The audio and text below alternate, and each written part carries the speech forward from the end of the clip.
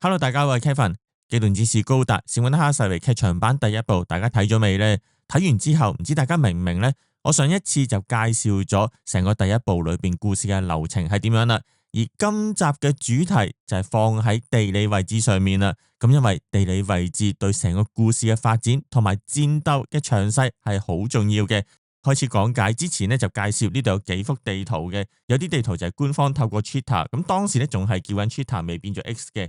咁係發布一啲地圖出嚟咧，有廣域嘅地圖，有啲係寫咗字嘅，畫晒線噶啦。有啲咧就比較近啲嘅，就係主要戰場達沃裏邊嘅地圖啦。咁呢度都係寫晒線，同埋寫埋各個地方咧發生過咩事嘅。另外有一張咧就係以赤道為中心，寫東南亞同埋澳洲各個地方有幾多聯邦軍嘅基地嘅。好，即時嚟講解。首先要講解個故事舞台點解要去咗達沃嗰度。一開場就係搭亨城 Flight 356航班，咁哈薩維啊女主角 Gigi 咁同埋 Kenneth 呢個聯邦軍嘅上校咧坐同一部機，咁中途就俾一班冒稱 Mafti 嘅恐怖分子襲擊騎劫咗部機啦。咁本身呢一部亨城356就係去 New Hong Kong 嘅，就因為對付呢個恐怖分子咧就改變咗路線，最終就降落咗去達沃嘅機場。咁呢個機場咧就連埋聯邦軍嘅基地噶啦。呢度好得意 Kenneth 去調職去守新嗰個基地咧，就係達沃嘅呢個空軍基地啦，即係錯有錯着。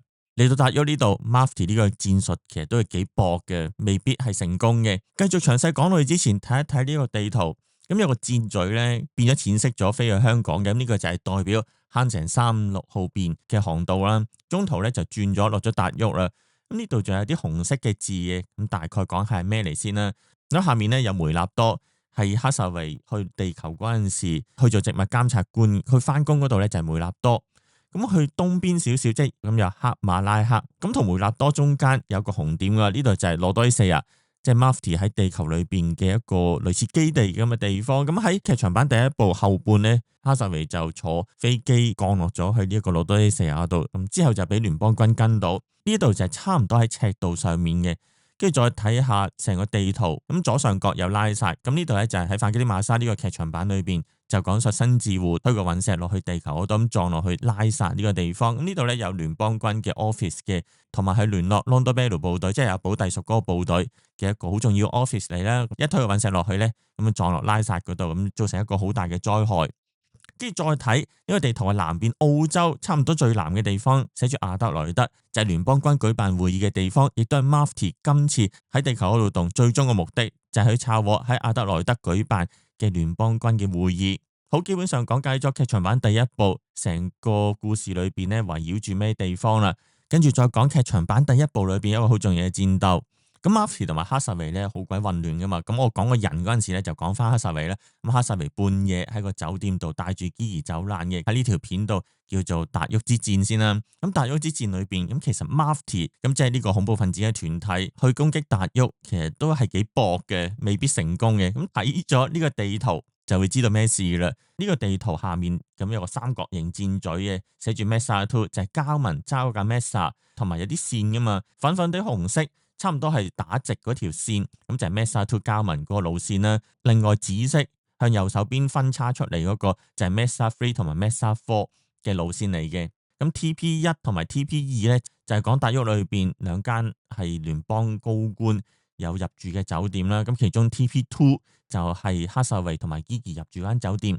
咁另外再睇右邊少少，咁寫住 Davao Air Base， 呢個就係空軍基地啦。咁呢個位置咧同現實嘅達沃機場嘅位置同埋形狀咧係完全一致嘅，咁幾得意。再講講呢度嘅地理位置啊，現實裏邊嘅達沃市係喺面向達沃灣嘅港口城市嚟嘅，個港灣由南向北深深咁樣陷入棉蘭老島。咁交民佢哋由南邊沿住海灣向北潛入，動畫入邊嘅控制台，即係個 HUD 嘅畫面裏邊顯示咗現實存在嘅塔里庫德島同埋薩馬爾島。咁即係 Mesa 2右上少少有兩個島咁啊，一大一細，咁就係影到呢兩個島，咁所以咧就可以 check 到 Mesa 2佢攻擊達沃市嗰陣時，佢經過邊個路線啦。對於 Mafti 嚟講，呢個地理位置係非常之嚴峻嘅，尤其是係因為達沃灣深入內陸嘅地形本身，所以當部隊通過海灣入口嗰陣，好大機會已經被發現啦。咁事實上，斯貝代即係其中一個 Mafti 嘅機師報告話，100秒之後就到達牧師區。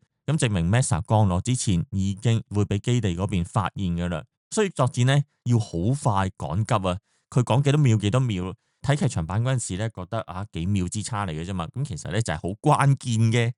咁沿住海灣向北飛嘅 Mesa 兵分兩路，交民駕駛嘅 Mesa 2就飛去酒店啦，而 Fencer 嘅 Mesa 3同埋 Golf 嘅 Mesa 4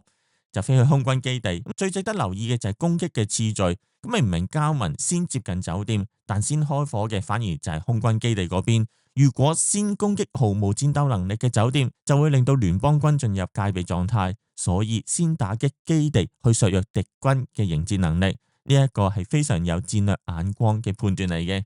咁呢場城戰入邊絕對唔可以錯過嘅就係聯邦軍，佢哋入邊呢有兩種唔同嘅戰鬥方式，就係 Gustav Karl 毫不猶豫咁樣對市區濫用火力，相反駕駛 Penelope 嘅 Lane Amo 就選擇咗用撞擊或者係火神炮呢啲將傷亡減到最低嘅攻擊手段。始終達沃嘅市區係酒店同埋住宅嘅密集地帶，對於機動戰士全力開戰嚟講實在太過狹窄。面對呢個地理位置，對 Mufti 非常不利。咁到底點解佢哋明知咁不利都要堅持呢個行動？喺小說入邊就講救出哈薩維同埋肅清聯邦內閣官員係主要嘅目的，兩樣都係非常之重要嘅作戰目標。但係 Mufti 佢哋好有自信，咁交文就講咗句 Kimberly 呢一班蠢材起碼要15分鐘先至出到嚟，咁並唔係咧得個講字嘅。官方設定 Kimberly 部隊因為冇辦法有效咁樣對付 Mufti， 所以先決定要撤換司令官。正因為佢哋親身感受到聯邦軍應變有幾遲鈍，先會做出咁嘅決定。咁即係實行達沃之戰，如果係 keep 住 Kenneth 上任之前嘅 Kimberly 呢個人去指揮嘅話，咁係好遲鈍嘅。但係今次就事與願違啦，佢哋今次真正面對嘅就係新上任嘅 Kenneth 呢一位非常之優秀嘅指揮官。所以喺劇裏邊交民攻擊嗰陣時，中途都講一句：點解今次反應咁快嘅？就係 Kenneth 上任，成個應對、成個戰術都唔同咗啦。不過好彩呢個達沃之戰最終 Mufti 都算成功，不過交民自己就俾人俘虜咗啦。跟住轉呢張圖片，睇到好多聯邦嘅基地，呢度就講解一下點解 Mufti 要將佢哋自己嘅基地擺喺羅多里西亞，即係接近赤道嘅地方，而唔擺近啲聯邦軍即將舉辦會議嘅阿德萊德。咁一睇呢張地圖咧，就一清二楚啦。澳洲大陸係布滿聯邦軍嘅基地，咁留意翻澳洲入邊啦。咁北面有達爾文基地，跟住再落南少少有愛麗絲泉駐屯基地、阿爾斯岩基地，去到東邊就係我哋好熟悉嘅0083呢個故事裏邊主角高奧被派去嘅托靈頓基地。咁再睇南邊呢，有墨爾本基地，咁見到成個澳洲咧基本上都係滿布晒聯邦軍嘅基地。咁游擊隊如果喺呢啲要塞嗰度偷偷地咁樣建立基地，咁簡直就係自殺行為。官方設定都有講 Mufti 為咗唔好俾人發現行蹤，一直都好小心咁樣不斷移動基地嚟展開行動。咁點解要將個基地放喺羅多里西亞呢個位置呢？因為可以同澳洲嘅基地群保持足夠嘅距離，同時亦都係一個可以廣泛連接東南亞到南太平洋嘅交通要塞。雖然聯邦軍話就話喺阿德萊德嗰度舉辦會議，但真正係咪會喺阿德萊德度舉辦，定係會換其他地方去舉辦？譬如喺新香港嗰邊呢，咁係冇人知嘅。佈住喺赤道呢個位置，咁就算佢喺阿德萊德度舉辦，或者喺新香港附近嗰度舉辦，都可以去趕得及去查獲聯邦軍嘅會議。都唔知係咪叫做錯有錯著啊？呢個地理優勢喺接收斯根頓嗰陣時發揮咗意想不到嘅作用。原本計劃係喺海上回收 cargo pizza 嘅，但係因為 Kenneth 上任之後加強咗監視，所以咧就唔可以咁張揚去接收啦。於是伊南即係個眼鏡哥哥咧就提出一個好強硬嘅對策，喺大氣層外進行空中回收。呢個作戰之可以成功，全靠哈馬拉克島附近島嶼密佈嘅地形，無數島嶼交錯嘅海域，對隱藏火箭發射地點非常之有利。雖然動畫入邊 Galileo 升空嗰陣時已經俾聯邦軍發現咗，但當 Penelope 趕到現場嗰陣時，哈薩維已經入咗架斯根頓 lock in 咗，同埋隨時可以準備就緒啦。呢一度回收斯根頓嘅作戰裏邊，可以睇得出伊南梅佢嘅頭腦有幾清晰啦，同埋喺幕後支持 Mufti 嘅 Kuaku Saluba 呢一個疑似係聯邦軍裏邊嘅大將嘅人物選擇基地嘅先見之明。而呢一點同最終決戰立場完全逆轉有好大嘅關係。由接收斯根頓到最終決戰，形成一個同達沃完全相反嘅局面。諗翻劇場版開頭，亨井356嘅機師報告過大洋洲空域穿咗個窿，原來就係 Mafti 破壞咗監察衛星，令至對宇宙嘅監控出現咗盲點。赤道附近嘅印尼空域正正就係呢一個空域入邊。監察衛星被破壞，距離最近嘅達沃基地又有成1100公里咁遠。咁當 AE 掉個披薩卡狗入去地球嗰陣時，因為監察地區出現咗盲點，可以避開聯邦嘅觀察，而落到地球，因為距離最近嘅達沃基地有成1100公里咁遠，就算 Penelope 以 Mach 2嘅速度飛過嚟，都差唔多要成半粒鐘，趕唔切啦。正因為有呢個雙重死角，當 Nemo 趕到嗰陣時，哈薩維一早已經坐咗入去架斯根頓入邊啦。呢一個地理上嘅優勢一直延續到最終決戰 Mafti 喺羅多伊四亞附近作戰，補給就非常之容易。相反，聯邦軍要進行1000公里嘅長途遠征，根本就冇晒力啦。不過呢度有一點可以去諗下嘅，當 Penelope 趕到去襲擊斯根頓嗰陣時，啲 Gustav Karl 坐住部 Caesarea 一齊噶嘛 ，Caesarea 快極都係接近 Mach 1嘅啫，冇 Penelope 咁快。咁呢度有兩樣嘢可以估計嘅，第一就係寫個劇場版嗰陣時，唔理 Gustav Karl 同埋 Caesarea 開得慢，夾硬將佢哋拉上戰場。第二呢，就係 Penelope 減慢去就其他機體齊去迎擊斯根頓，咁有呢兩個可能性。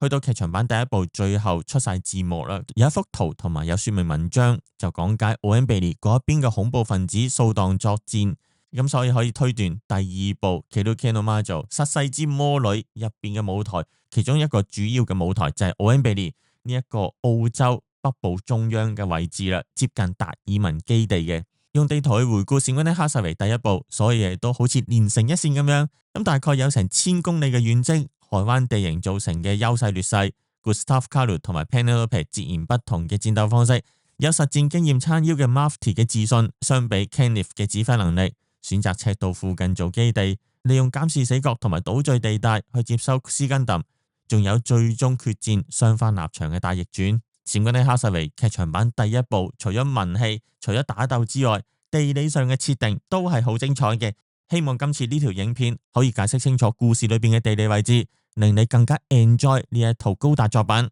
今集就嚟到呢度，希望你俾個 like 支持我，訂閱我 channel。如果覺得好聽或者有得着嘅話，不妨課金支持下我。PayMe 轉數快，10蚊20蚊對於我嚟講都係個鼓勵嚟嘅。多謝大家收睇，下一集再見，拜拜。